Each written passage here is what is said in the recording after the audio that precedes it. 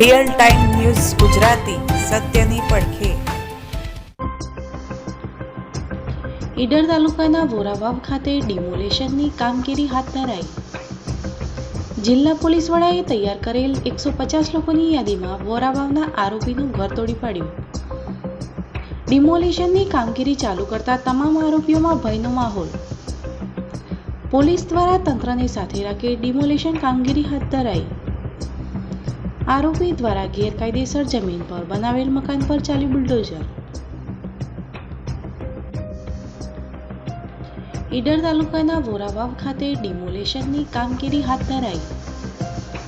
જિલ્લા પોલીસ વડાએ તૈયાર કરેલ 150 લોકોની યાદીમાં વોરાવાવના આરોપીનું ઘર તોડી પાડ્યું। ડિમોલેશનની કામગીરી ચાલુ કરતા તમામ આરોપીઓમાં ભયનો માહોલ। પોલીસ દ્વારા તંત્રને સાથે રાખી ડિમોલેશન કામગીરી હાથ ધરાઈ।